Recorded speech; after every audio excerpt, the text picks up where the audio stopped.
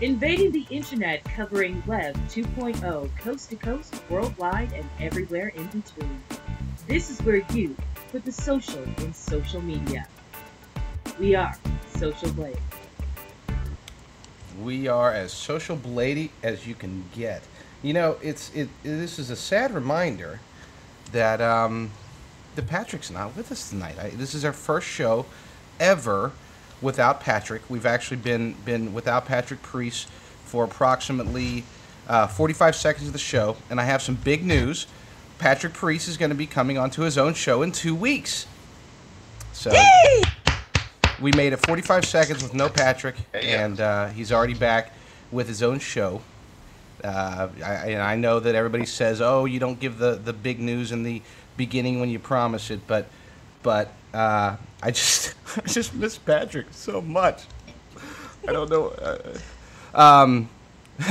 This is going to be funny. I haven't told my co-host this yet. Guess what the name of the show is? I think I have no idea. What is it? Anybody? I know what it is, so there's really no point in me guessing. Is it the Crazy Crackers happy hour? No, it's not. But Chat roulette. Hold on. Huh? Is it chat roulette with Pat? It's Pat Roulette. We should. That's what it should Roulette? be. We should just do Pat Roulette. Roulette? We randomly call everybody on That's Skype. That would be awesome. I need to reconsider that one. No, it is called Band on the Web. It will be starring Patrick Priest, and there will be produced by Steven Deathwish 808, and I will be on the show as well as Lauren the Elder. So it promises to be a very good show. We are still looking at Tuesdays at 9 o'clock because someone told us that nobody ever actually watches Lost. That it's a very, this being the last season of Lost, that there's no competition will be able to blow them out of the water. But that is still up in the air. Whether or not that will be the case, we will find out here in about 2 or 3 weeks, and we'll know for sure. So Band on the Web with Patrick Priest and company is coming to a Ustream channel near you. With that said, Aaron, how was your week? My week was great.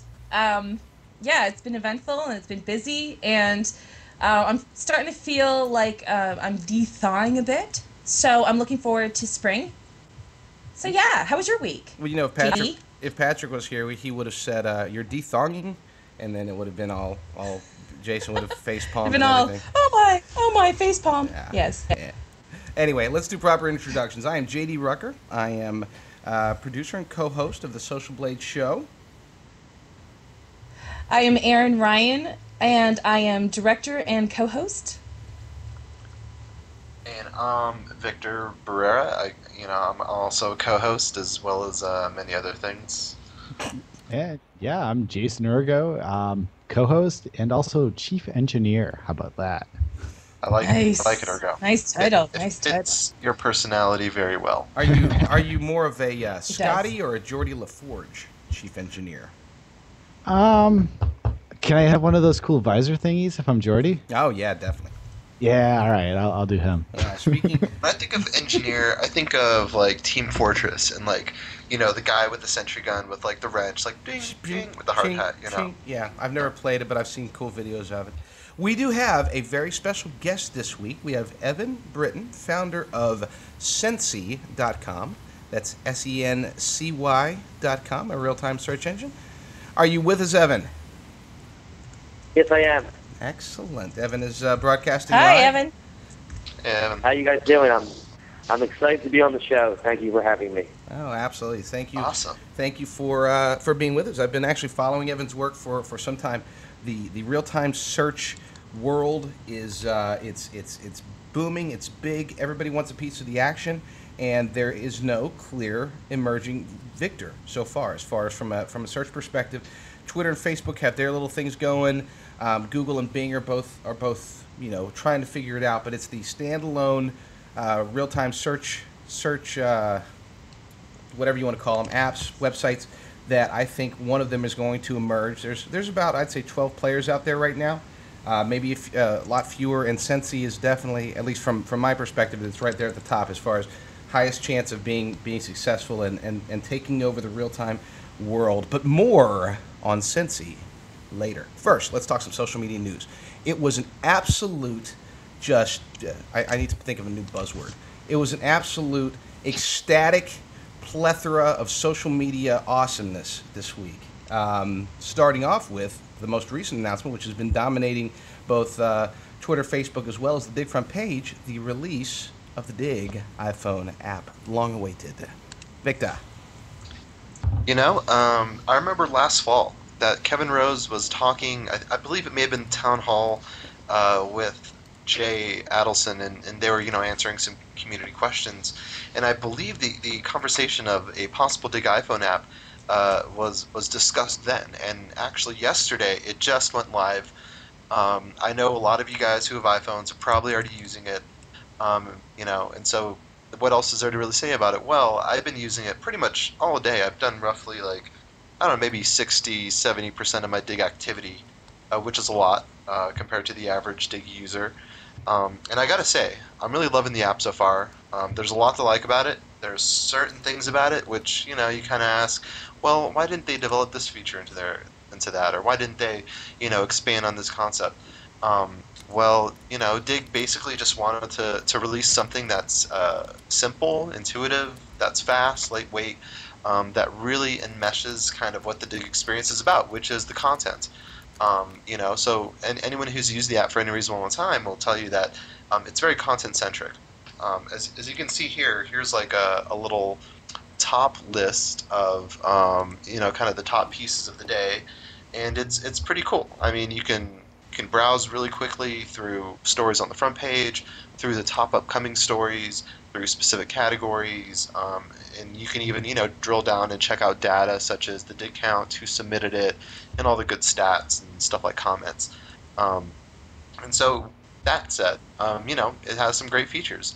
But at the same time, it's kind of lacking in some key things that I thought would be, part of the app itself, which would be, one, some sort of submission portion of the app. I mean, not being able to submit content from the app. I mean, I guess it makes sense. But the truth is, that was one feature that I was actually hoping for. That when I thought of a Digg iPhone app, I thought of a way to, jump from a link I found on Tweety to, submitting it right to Digg just right then and there via my iPhone.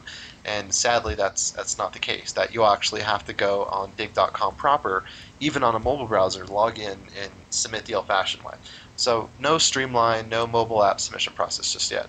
And also, you can't comment. And, I think comments Really? have fun. Yeah, you can't comment from the app. You can read them, but you can't leave You can them? read them. That's You weird. can read them, you can dig them, but you can't actually add your comments. And also, another interesting thing, you can actually click on user profile names, so you can't browse things like profiles, and the preference and settings list isn't all that in depth.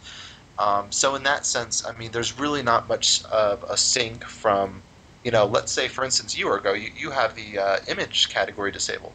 So even if you use the Digg iPhone app through your account, you're still going to get all the images because it doesn't really sync well with what kind of personal categories and content type preferences that you can adjust on Digg proper. And That's unfortunate. yeah, it's too bad, but nonetheless, I know a lot of people are really digging the app. I'm personally digging it. I think it's really a great step forward for them in terms of really boosting the amount of mobile activity being implemented by Digg users. Because for anyone who was used to the mobile version of Digg, m.digg.com, I mean, it was just horrendous. It looked crappy, super bloated, even for a mobile optimized site, which is not very good. I personally use the regular Digg site on my iPhone instead of m.digg.com because, the mobile version of Digg just brought a lot of weak sauce. It just wasn't all that great. But the iPhone app really fixes a lot of those problems, but it's at the same time it's refreshing. I mean, if you've used Digg.com for any amount of extended time, or if you're on it every day and you get the app, it's going to feel really refreshing. It's a nice format. It's intuitive. It's simple, fast, and it's good. I like it. So basically, it's more user friendly, but is it friendly for the user to be able to engage with other people? Because you're saying they can't even depends comment. on what you mean by engage. I mean, you can dig, you can bury, you can't make comments, but you can vote up comments. I mean, other than submitting and actually commenting, I mean, you can pretty much do anything on the mobile app that you can do on the regular site. So in that sense, it's pretty, it's pretty cohesive. It's pretty in depth. So you can but, do it's, so Urgo will be forced to see the picture of the dog riding the other dog called Let's Ride. I won't be forced to see it because I don't have an iPhone and they don't have the Android app ready yet. Dang it. Hey, but the Android version, it's more than just in the works. Digg's Matt Van Horn, who is their business developer, he's currently using the Android version of the iPhone official, not the iPhone, but the Digg official application for Android. So that should be coming fairly soon. Well, I'm hoping what they'll do then is take some of the feedback they've received from the iPhone one, and when they release the Android one, maybe it'll have some of these features in it. That would be nice. Yeah, I mean, the thing is, obviously the Android version, because it's already being used by certain people at Digg, that it's probably not very different from what we're already seeing on the iPhone. In fact, it's probably more of a port than anything else. And I sincerely doubt that the Android users are going to get anything above and beyond what we're already seeing in the mobile app. Though, who knows? I mean, they may update it, they may expand certain features, and that's the beauty of the iPhone or just any mobile device as a platform, is, the applications by their nature are lightweight. They can be data and API intensive, but at the same time, run pretty smoothly on a mobile device, and just gives you a much better experience than the mobile site itself. So, Sure. something to look forward to, Urgo, when the Android version comes out. Well, there is, absolutely. There is there's another app, both web-based as well as non-web-based, as well as iPhone-based, that is on the verge of coming out as well, from what I've heard. Victor, do you know anything about Trackly by Jerry Jamestone? I've heard about it, and what I know about it is that, for people who are familiar with Digg user utilities such as, Brainovate's Big Board, that Trackly, I have the iPhone application, and basically it lets me monitor my submissions, and it's really great because it doesn't just give you the Digg data, it gives you Twitter data, it gives you Facebook data, but that's all I know of it, is kind of really the iPhone experience. But what's up with Trackly? Oh, that's exactly it. It helps you track pretty much everything. If you can, those who use Big Board, it's very, very similar, very appealing. Scott has put together an amazing app. Jerry has both an iPhone app as well as a web-based version that will be coming out soon. Oh, wow. I did get a sneak peek of it, and nice. It is exceptionally nice. Being able to track, being able to look at a story and see how many tweets it's had, how many Facebook shares it's had, is fun and amazing to me. It's especially considering the new Digg is supposed to be more social network integrated. I have the same question for this app. Where's the Android version? Come on, guys. Well, see, I'm telling you, you and me, Jason, we need to just start our own Android app company and blow everybody else away. I'm sorry, that's all there's to it. Hey, Evan. Evan, are you a Digg user by chance? Have you ever used Digg.com? Not a huge Digg user, no.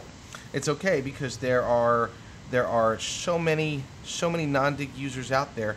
The changes that Digg announced, and they have not actually integrated, but that they have announced and are in the process of integrating, will probably be appealing. So I'd love to get your opinion after they make the changes, because it's supposed to be, technically speaking, it's supposed to be more mainstream.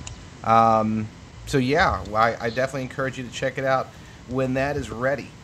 We will be doing Jerry's. I talk to Jerry just about every day. So yeah,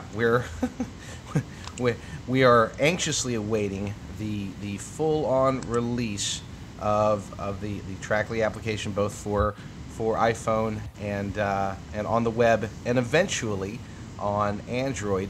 And I heard that he's going to be doing Palm and Microsoft OS. And no, I'm just kidding. That's a joke. I'm going to stop lying. I need to stop lying, or else Jerry's not going to talk to me ever again. So yeah, but it is coming and it looks good. Nice. Jason, what do you think about some shocking facts? Shocking Shocking facts revealed about the YouTube-Viacom $1 billion shocking lawsuit. It is pretty shocking. Basically, for those who don't know, there's been a lawsuit going on between YouTube and the record company Viacom for about 3 years now. And it's like this $1 billion lawsuit that basically Viacom originally filed it slamming YouTube for hosting about 62,637 copywritten videos of theirs. So, various different shows and artists and things like that. And just in the past week, there's been a number of court documents that were unsealed, and it has some sort of incriminating evidence on both sides. From YouTube's side, there was a couple of emails where Steve Chen, one of the co-founders, basically straight out asked one of the other co-founders to please stop posting stolen videos on the site. Shocking! Wait. Dun dun dun. Yeah, no, I didn't see that coming. Oh, Yeah. Not at all. Yeah, well, so I mean that it's one thing if the users are posting it and they're not doing something, but this is one of the people there themselves, and it's an email internally. However, there's more to that there. So he again, this is Steve Chen that said that, but then after that, he also said that he was against taking them down, and if he said if they took them down, they'd lose 80% of their traffic. So, so I don't know exactly what to do with that there. So, Aaron, I yeah. have to Maybe ask they you should this. get creative and create their own videos. well, a lot of people do that, but they were saying that was just a very small proportion of where the actual views were coming from. So they, at least when they were brand new, they wanted to get as many people to go to the site. So that's why they were doing the not so legal version. However, they weren't the only ones that were uploading these videos. Viacom themselves actually got in trouble because they were caught having some of their employees rough up the videos. Basically make the quality. Didn't look like they're ripped. Yeah, make it look like someone Wait, recorded. off their Viacom was teeth or doing this? something. Viacom, Yeah. They got That's caught a on. familiar story. Yeah, they got caught on a number of occasions, and they basically sent their employees. Oh, we get the dramatic Sound effect. Yeah. I was hoping for more of along the lines of like a dun dun dun dun dun dun. Dun. Yeah. that's Me too. copyrighted. What was that? That was disappointing. Come on. That's copyrighted. Come on. You can't do that. Yeah. Do you guys think if Google could go back in time that they would not purchase YouTube, or do you think they would purchase it if they could rewind the clock? Good question. Well, I would say that is a good question. That is a very good question. But just the other thing that also came up as related to this is even in the board meetings, Google discussed that they were aware of at least that YouTube was doing this practice also. So okay. everyone in this has marks against them. Shocking. This sounds like a familiar story in the media industry. I just read something, I think, earlier today on Torrent Frink about how a lot of big record labels are basically seeding and pirating their own stuff just so that they can make the claim that, oh, well, look at all this revenue we're losing. Like, they're on the on a first-hand basis participating in the very activity that they demonize I'm shocked. just to prove a point. Well, and it's to get the sympathy sales. It's like, oh my gosh, so many people are watching our movie illegally. Yeah.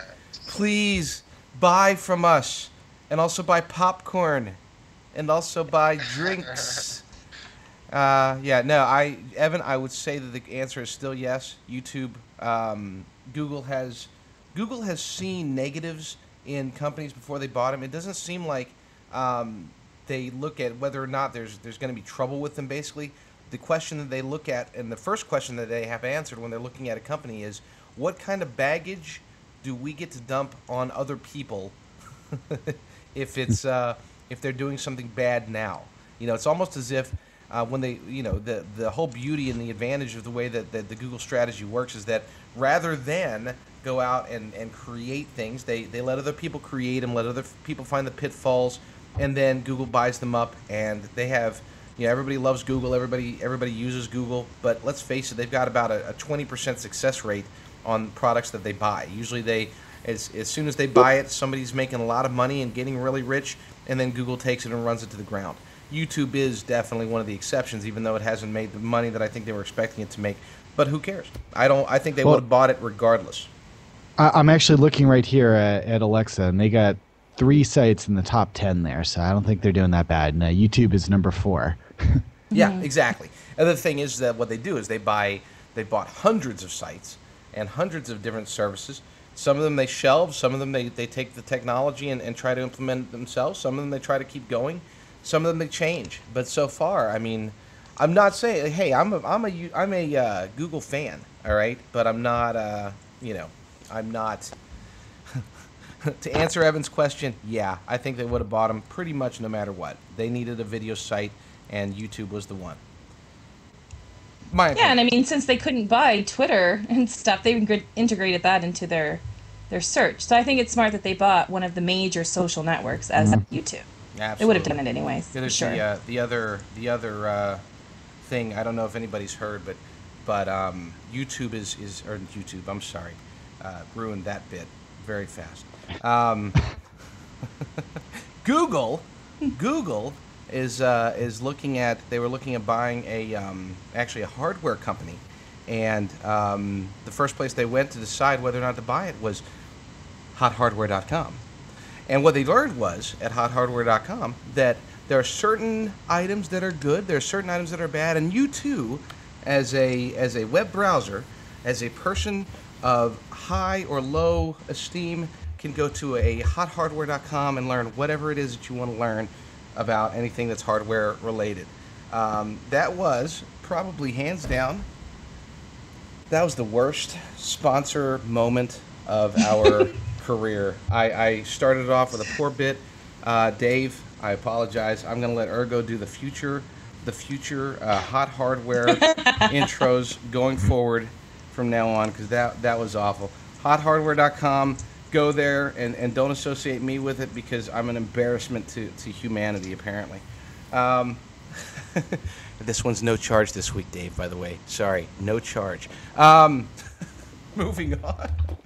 Speaking of resting in peace, as I should be doing right now, apparently. Yes. Well, apparently, so should social media. As many of you have seen, there have been tons of articles ripping on social media and saying that it is going to die.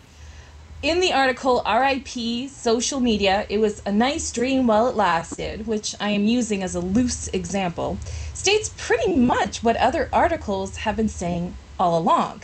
It basically says that social networks are not social media, which to start off with is confusing, since social networks, as we know it, are social media platforms.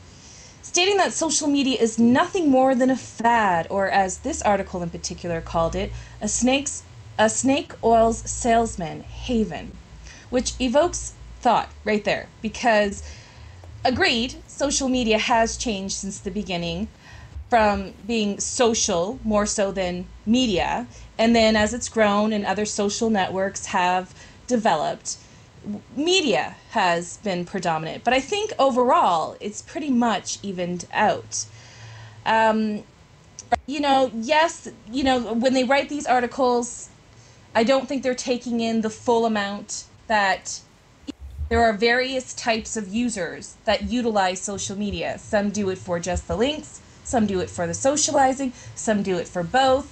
So, I mean, if you do read this article, it does state just a one-sided shot. If it's not for the better good, or social media hasn't made a change, a difference, then it's basically useless. That's what they're calling it.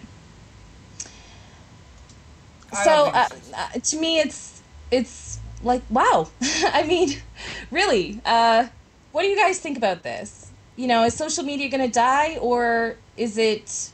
In my opinion, it's not. That's my thought. This article I used as an example because they start talking about retweeting and rebuzzing, and that's all it is about. It's not about anything original anymore. And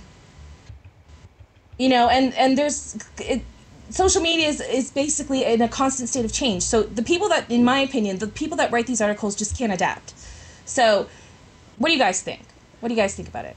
I definitely don't think it's dying. It's an ever-changing world, and I mean, 2 years from now, I'm sure it's going to look extremely different than it does right now. But dying? No, just evolving. That's my Evan? opinion. Evan, what do you think? I mean, I think it was a little contradictory because it said, social media is dying. It's all about retweeting. But then, if anything, that shows that social media is good because it lets the users dictate what is the most powerful piece of content. So, if anything, I think social media might be going the way of it does. It does what they're saying is it's all going to be about, trusted sources. Well, maybe social media will be what verifies those trusted sources. So you can't say social media is dying and then say it's all about retweeting, because the fact that people retweet and rebuzz makes social media so cool because it allows the public to, show you what's hot right now. Exactly. And the funny thing about this article in particular is that after it states all that, you scroll back up and they have a retweet button. Yep. So I mean, it contradicts what it's saying. But I know this is a new medium for most, and I'm sure its predecessors, radio and television, when they first started, I'm sure a lot of people questioned if they were going to stick around. So, social media, it's just changing. That's all you have to do is learn to readapt to it. So, yeah, I know. I find it funny when these articles come out because they evoke emotion in me and thought, and it's just something I thought we need to touch on for sure because social media isn't. And if anything, it's going to continue to grow and get better, and we're going to see other social networks take off. Exactly, which is what I was saying, and as Outcast and Jerry Jamestown are saying, it's a system of YouTubes. Yeah, it is. It's a system of YouTube. Nice. Well, you notice on the screen, Twitter just announced recently about their attacks on spam and their reduction. Attacks from spam have gone down, and attacks on spam have gone up to the point to where they've reduced it to just under 1%. Shocking. Are your teeth white, JD? My teeth are. Why do you have to go there, Jason? Well, Jason. I mean, what? It's the how do you spam. know- how do you not know I don't that know. I'm- I never saw that, but you guys were talking about getting all that spam all the time of teeth Admittedly, I whitening. have bought teeth Yes, whitening. it's a from bad Have you Twitter. seen it? Have you seen it recently? I bought it recently You bought it recently from Twitter. I bought it with Akaya Berry, and I'm now into Forex. The foreign exchange No, but market is tremendous. I'm serious here, though. If this is talking about spam to just down to 1%, I'm really interested. Have you guys been seeing those recently? I think that question should actually be asked of Evan, since he probably monitors Twitter about as much as any of us. Yeah, I saw that 1%, and I don't believe that at all. I mean, maybe 1% of the really vicious spam, but Twitter's. Someone once said Twitter's for people with a lot of people on Twitter have egos, and what isn't? It's what is and what isn't spam. It matters how you classify it. Maybe it's only 1% if you're only counting people that try to sell, teeth whitening. But I think there's a lot of other spam on there, or maybe it's noise. There's a lot of. Look, there's 1 billion tweets a month, 50 million a day.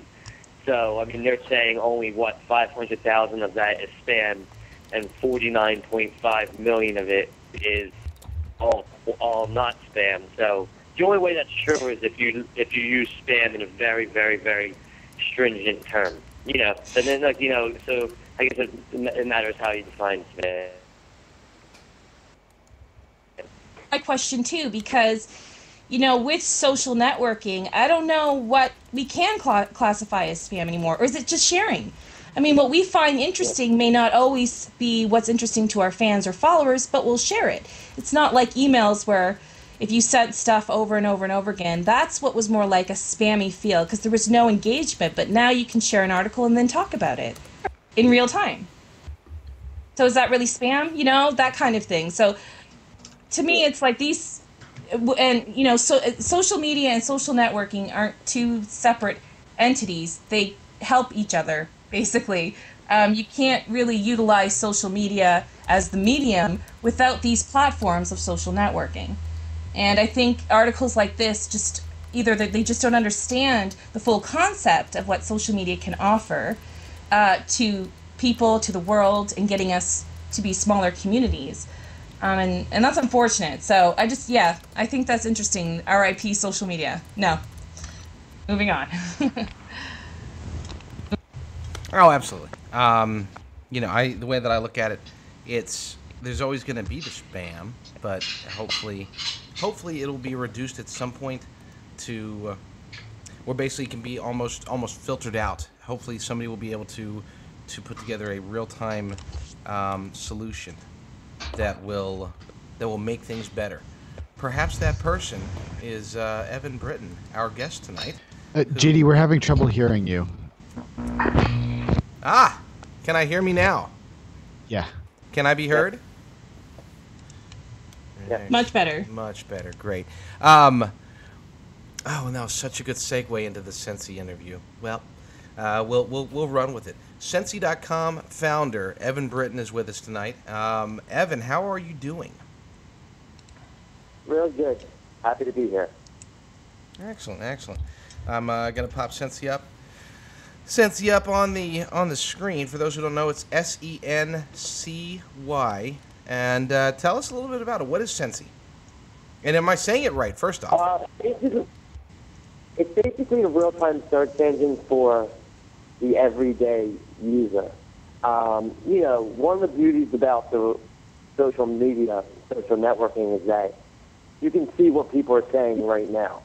And that's different from what you can do on Google. If I'm a big sports fan, Syracuse just lost. If I go to Google, I'm going to see, the AP story. Maybe I'll get a story out of Syracuse local paper. I'm not going to see the pulse of the fans. That's what the real-time web is, seeing the pulse of the fans.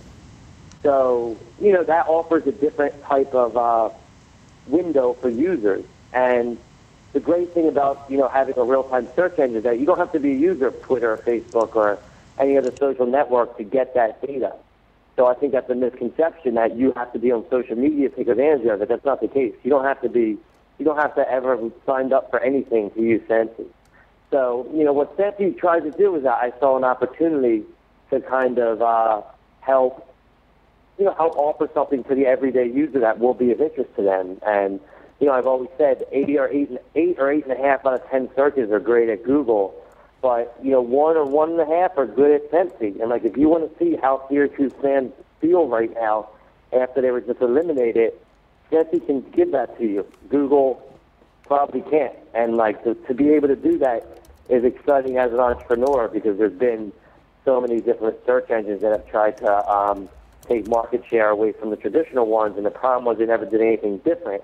But with social media, you can, because it's a whole different animal. And that was kind of the impetus to run with Sency. Well, okay. So I'm going to get out of that one.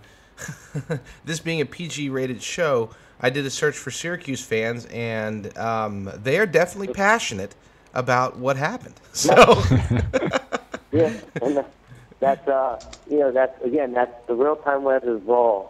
So it's something new for you to inform yourself on, and there's a variety of different searches where it can give you something that you couldn't get before. Absolutely. When did you start Sency, by the way? We launched in September. Nice. We actually went to the first ever Twitter conference in LA, and there was 2 tracks there: a marketing track and a development track. The marketing track is all about how to tweet, how to get retweets, how to market yourself on Twitter, and all that. And luckily, I stumbled into the development track. And that was, the development track, they only had 4 tech people at the time, and they had 2 of them just answering question and answers from 30 developers, basically saying, how can I do this with your API? How can I take your data and do this? What would you like out of us in the future? And after the little Q&A, I went up to one of the developers, and I was like, why are you guys here just to help? developers for free run with your data and do what you want. And he was like, we just want to be the center platform. We want people like you to run with it. And that was kind of when the fire was lit. Like, as an entrepreneur, to be able to get all this data for free, and, you know, no matter how small or large you are, you know, that's inspiring. And, you know, once we kind of got that data, it was like the fire was lit, and we've just, ever since then, we've been trying to, you know, take that data and take other data so we can, you know, help users be informed in this avenue. So where do you pull your data from? We have basically a two-tab format. When you do a search on Sency, that's just raw Twitter. You know, if you search for Syracuse, it's going to show you the most recent tweet that contains Syracuse. Twitter has spam filters that they'll block users if they're not tweeting well, so that helps to kind of get rid of some of the junk, and we've done some filters on our own. For instance, we don't display any links on our What's Being Said tab. We only show you what people are saying. And the reason for that is because, you know, since anybody can post a link, a lot of the spam, you're going to spam on Twitter, you're probably going to put a link to it. So we don't want to put links on what people are saying, because that's where there can be spam. So our default tab is Twitter, with Twitter's filters and ours. Then for our second tab, we work with, you know, other APIs to get that data. So Twitter's our kind of default data source, and then we have other APIs that we work with, which help us display data in the way we want to. I'm here on the page on the screen right now. What? Give me some examples. What can I type in here that that just to demonstrate what Sency can do? How about SocialBlade? Okay. Yeah. Well, you know, I'm DVRing the Cornell game right now, so I don't. You know, again, I think sports is. It's really about like what's hot right now, what's going on, like, you know, in celebrities. Like, I mean, okay, the Sandra Bullock thing is going on right now, and so is the Tiger Woods. So if you type in Tiger Woods Masters, you know, that's going to show you right now what people are saying about Tiger Woods and the Masters. You know, he just had that big fallout with the media and his wife, and now he's actually coming back to the Masters. So, you know, if you do that search maybe once every hour, you know, you're going to kind of see what the public feels about Tiger Woods coming back.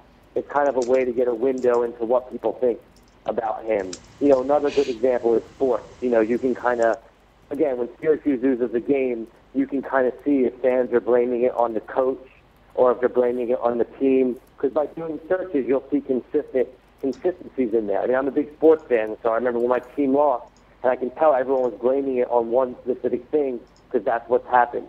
And then obviously, like, real-time traffic boosts a lot during, you know, like when Michael Jackson died, that was big, and like during, you know, big events, like, for example, the Oscars.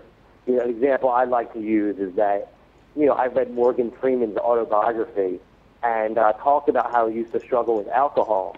I was watching the Golden Globes 3 months ago, and every time they panned the audience, I saw Morgan Freeman drinking his glass of wine. So, like, I kind of wanted to see if I was the only one who noticed that or if other people did and what they were saying about it. So it's just, again, it's not an information-seeking search like Google, where it'll search for Wikipedia, or Google, where it'll search maybe commerce transactions.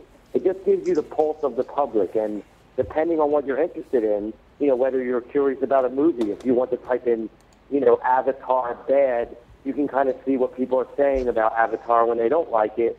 Or if you type in, like, Avatar 3D good, and then type in Avatar 3D bad, you can instantly see, you know, how much volume there is on, you know, with those combination of words, and, you know, what people are saying about it. And then the other thing that Sency does is if you do a search for, say, Tiger Woods, you know, that is going to show you what's being said. So it's raw. So you can see instantly what's being said. Another good example could be your Digg, you know, the Digg iPhone app. You're going to be able to see, you know, people that have it, if they're saying this rocks or, you know, this doesn't. Or, you know, if you're staying in a hotel, you can type it in and you'll hear other people commenting on that hotel. Maybe you'll see people, yesterday, me and my brother went to a hotel we searched for it and we saw someone say it. I'm at the coffee shop across the street from the hotel, so it just showed that there was, something going on there. But anyway, so in addition to kind of the pulse of the public tab, what's being said, the other thing we do on our second tab is today's popular links. So if you search for Tiger Woods, the first tab is going to show you the raw data, the most recent tweets for Tiger Woods. Today's popular links tab is going to show you the most shared link today on Twitter about Tiger Woods. And that gets back to like the whole social media, why it's powerful. We don't want to display links on the first tab because there can be spam, but we do want to display the most shared links. So I'm sure if you search for Digg, clicked on today's popular links, the most shared link is probably going to be about the iPhone because that's what happened today. And about Tiger Woods, it's probably going to be about him coming back to the Masters. But that's a real powerful search because if you search in Google, the results don't really change day over day. But with this, for any keyword, you can find out what the most shared links have been today on the real-time web. So that's kind of our motto, is to give you the raw data and to give you, what the crowd is sharing the most about a specific link. How are they sorted exactly here? Because I just did a search for Digg iPhone, and the top one has 408 mentions, it says, but then number 2 has 13,749. So what's the order? We use in there, in the what's being said tab, it's just raw. In that tab... No. This is the links tab that I'm talking about. Yeah. In that tab, authority comes into play. So usually it's stored. Wow. There's a second link I'll bet that 13,000 link may just be like a tweet or something. Yeah, the first link goes to Digg.com, which I guess is the authority for Digg. The second one actually is the developer, Tap, I believe, is who developed the app. And they're doing some promotion right now. So I guess that's why they're getting... Yeah, I think it comes down to authority, but usually the mentions it's usually an order of mentions, and that's just kind of a link that kind of doesn't have any authority attached to it. But if you search for Tiger Woods, I would bet that the mentions are kind of go in order. But but there's some authority that comes. But that's nice. I mean, that means you sort of have your own sort of page rank, I guess. And kind of an algorithm to rank it, because I know that I'm great. I'm glad that the basically this makes it to where Tap is very clearly, obviously, and zero doubt they're kind of semi-gaming it away in a way. But still the one that everybody's going to want, which is the official Digg iPhone app announcement from Digg.com with pics in the download link, that's the more powerful one. So I'm assuming that it's getting tweeted by real heavy-duty users, whereas the Tap link with so many more, 25 times, 20, 30 times more mentions, is getting tweeted by 29 times more bots. So I'm really impressed that it recognized that. Yeah, and that's, again, we work with APIs and technology to, we're focused on the user, and I think it's important with links to look at authority and look at, mentions and shares, because because links are going to be more likely to be spam, and that's taking you away from our site. If someone leaves our site, we want to make sure that they're going to a quality link. And the tweets, and I think that's one differentiator. I think this is, JD mentioned that one of the companies is going to kind of, to continue to rise. And I think one thing that's one of my beliefs is that as far as the tweets, there's a lot of technologies coming out to put authority behind that. In fact, Twitter just recently announced that they're going to start having their search results have authority in actual tweets.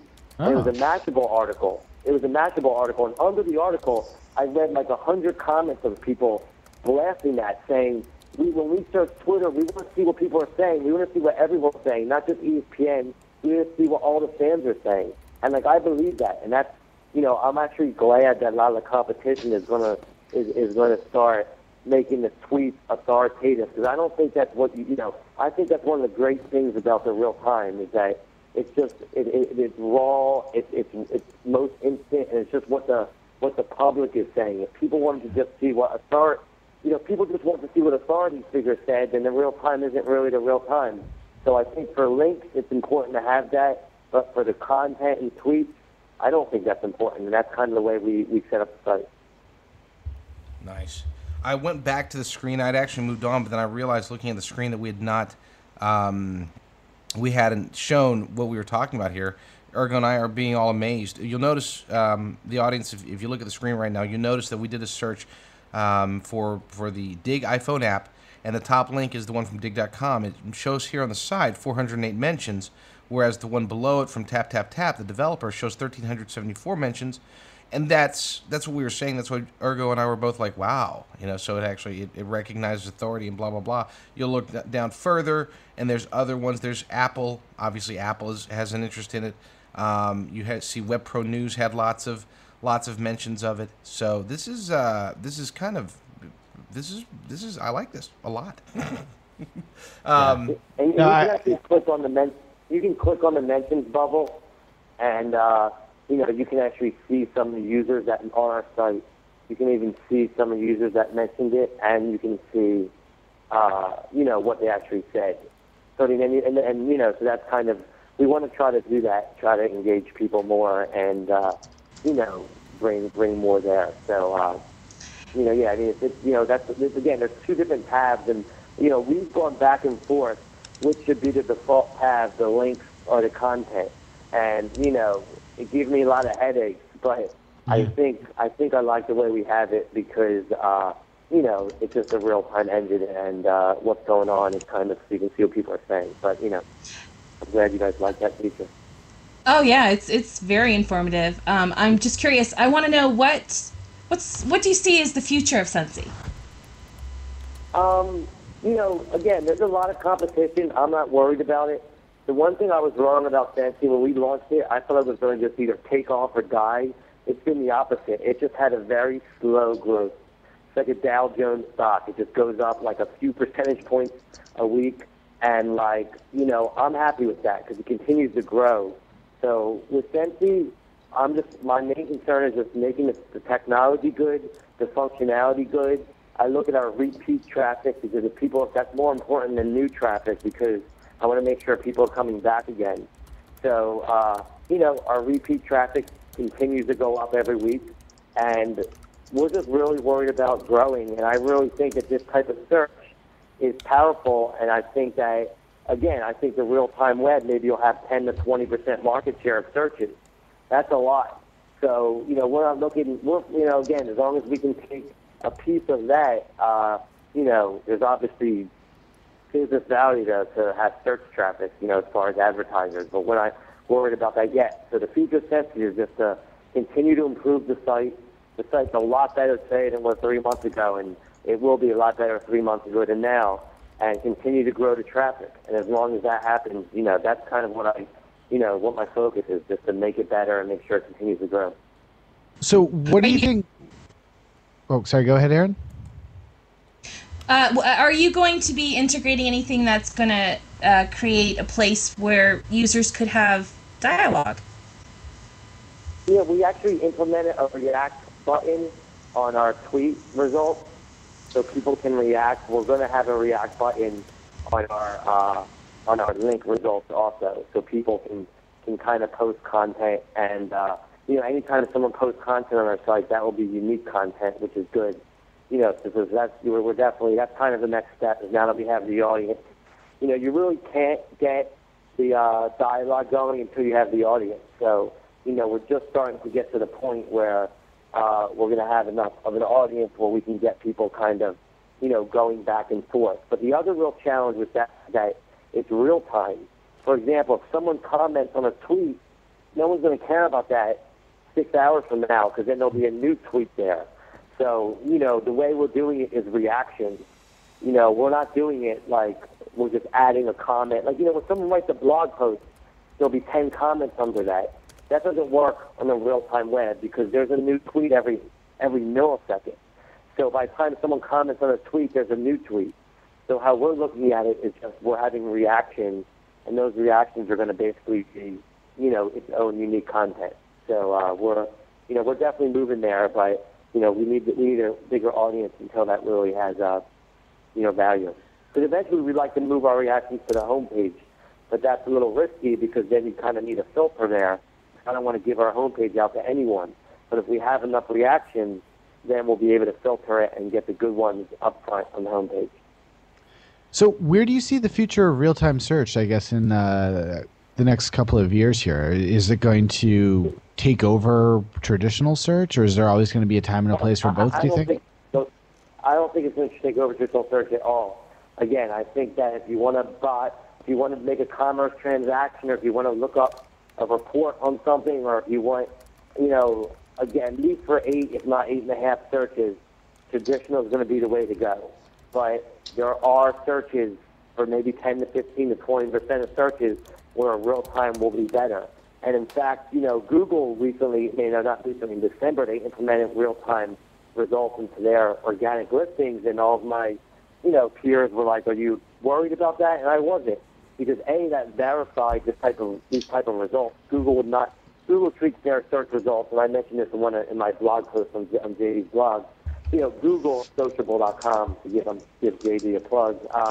Google treats their search results like the holy grail. They would never implement real-time results unless it was valuable. So to me, that verified these results. And B, I just think it's a different type of search.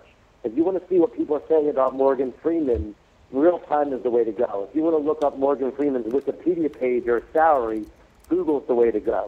So I don't think it works how Google mixes it on their site. I really think it's two different searches. So I think that, and again, so when I want to do a search traditionally, I'll go to Google, but for a real-time search, when I want to see what people are saying or what people are sharing, I'll go to the real-time. And that's the way I think it'll be 2 to 3 years from now. I think that traditional search engines will still have their market share and their battles, and they'll still be making most of the money, but then the real-time search market's going to have a slice of the pie, and that's the slice we're going for. So I got a question. So what's the business plan like if you're launching like a real-time search engine? Is it in something similar to static search engines like Google, where it's like sponsored results and stuff and all that jazz? I mean, how do you monetize real-time search? Yeah, I mean, I think that search traffic is valuable. I don't think real-time search traffic is that as valuable as traditional, because it's not as commercial in nature. So, Google can make X off of every search. I think the real-time web will only be able to make a percentage of that. And I think that's I just think that's the case. But I do think that anytime you have search traffic, it's easy to get advertisement because it's targeted traffic.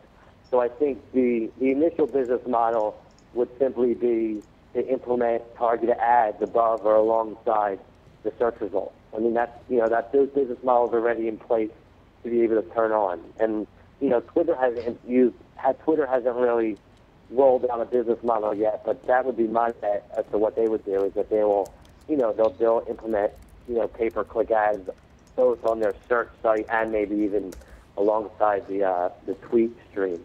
But I think the business model is ad revenue. I think some of the competitors' business model might be build a great technology and get bought by Google.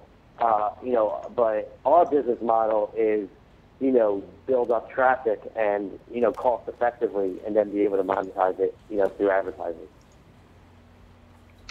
Cool. Sorry, go ahead, Victor. No, go ahead, Urgo. Sorry. I was just going to say, beyond monetizing just the search results themselves, just in general, I think real-time search has a huge opportunity for doing analytics on that and data mining. I think that is a huge business model, just in general. I haven't actually done it yet myself, but I was a while ago thinking that the way that we monitor TV shows right now for ratings is all done through Nielsen, and where they have these boxes on people's, certain families have them there. But wouldn't it be great if they searched on Twitter and saw how much buzz was generated from all these different types of shows? And that would give, I think, a much more accurate representation of at least a segment, the Twitter segment of the population. So, I mean, there's a whole lot you can do. Companies going after that. There's definitely companies going after that piece of it, the B2B real-time search, where they go after companies and they basically get hired to do all their social media monitoring on Twitter or on Facebook. I definitely agree. There's actually the Twitter conference, they talked about sentiment analysis. A few people tried to build a sentiment engine so you can automate and see, oh, wow, what do people think about this commercial? or what do people think about this new product based on all of this. The problem they said was that a lot of people are sarcastic. Like if someone says, "Oh, Lost was great tonight," not like it'd be hard. They might think, "Okay, Lost been great," but they really didn't mean that. So that can be a little bit complicated. Building something like that. But I think if someone does figure it out, they're definitely going to have something of worth if they can automate it. Yeah, absolutely.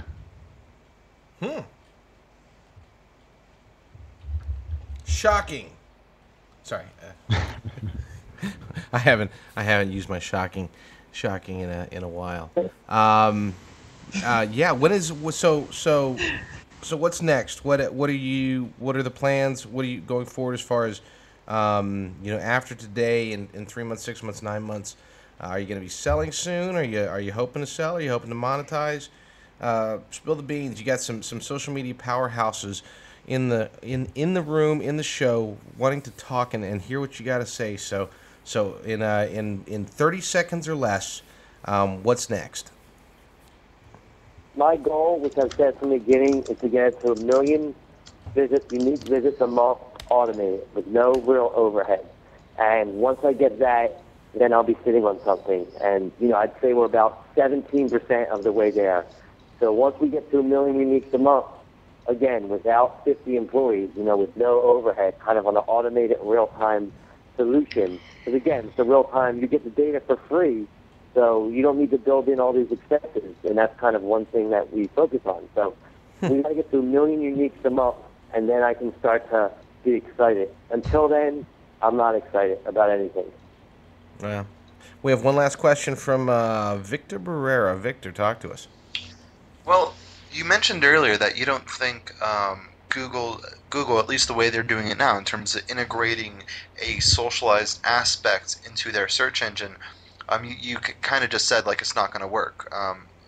Why don't you think at some point we can have a unified search engine that integrates, in a very efficient manner, real-time info, crawled data that is socialized, whether it's commentary on blogs, tweets, et cetera, with what is relevant to what we're seeking, which which is usually a static piece of info, but there's more value to it when you get this kind of social circulation around it. I just think that you never know what the user wants. When someone types in Morgan Freeman, do they want to see what people are saying about him, or they want to get his information? And I just think if you do a search on Google, you don't even know when you're going to get the real-time results, and when it does, it scrolls and it's confusing. I just think it's a completely Google ranks like if you search Syracuse on Google, you're searching like websites that have been here for 10 years that are like Syracuse.edu or very, very, very legitimate history sites. So real time, you can get a tweet from anyone walking down the street. So I just think that it's a different user mindset. It's confusing when you mix it. I just see it as being two separate searches, and that's how I search the web.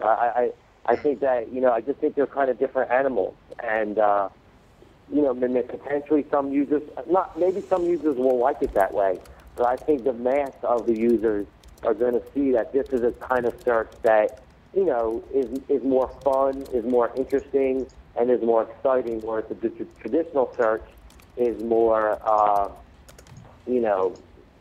safe, or is more, simple, or is more like that you're looking for something to look up content on someone as opposed to what's being said. So potentially people are going to try to mix it, but I don't think Google's project so far has went well, and I think that some of the real-time search engines have a lot of momentum. And I guess I'll say this: we would never want to mix traditional results into our engine, because that's not the users we're going after. That's not how we're marketing it, and we don't want to confuse people. So I would never mix in traditional results. At least I don't see myself ever on the site, because I just think it's a different animal. Excellent. No, totally, and I definitely understand, that there's a big disparity between, searching for someone's Wikipedia page and searching for, maybe some discussion around an announcement or something that they posted, I do understand that there's definitely two different spheres. I'm just interested in, in terms of what Google's trying to do, that they're basically going to be evolving as a search engine, as, real-time information becomes more relevant, at least. Right, and that's the thing though with Google is that they tried to launch Buzz, and Twitter and Facebook are there. I just think Google's conquered the traditional web, but the real time is kind of a new game, and if you try to back into it, I think you're going to confuse users. So I think that by going just going real time the whole time, users know they can go there for that specific search. So, but again, there's going to be fragments. I mean, that's the other thing about the search market is that there's so many search engines out there, and it's just all about satisfying users. And there's always going to be users that prefer something a certain way, but we're just trying to do it the best for our users and continue that functionality so they keep coming back. Excellent. Well, Evan, Agreed. Evan, thank you so much for coming on the show. It is Sency.com, SENCY.com. Everybody, please check out the show notes after the show, and we will have a nice little write-up about Sency. Very interesting stuff. Extremely interesting stuff. Man, what a show. Please, everybody, follow us on Twitter. It is twitter.com/SocialBlade. On Facebook, it's facebook.com/SocialBlade. And on YouTube, we need more fans, we need more comments, we need more views. We want to put the entire show on what is it, the partner package or whatever. We want to be able to get the whole show together as a whole on and also, YouTube. There's going to be something special coming pretty soon on our YouTube channel too, so stay tuned for that. Something special. Shocking. Something shockingly special on YouTube. We just got bought by Viacom. Is that the news? Oh. I think that's the news coming up. Again, Evan, thank you so much. Everybody, check out Sency.com. It's trust me, I'm never wrong on these things, and it's going to be big. Thank you, audience. You guys were great today. One of the most, I wish that I could have seen it because everybody in our little chat room, they were saying, wow, the audience is going crazy, and Urgo's not banning everybody for some reason.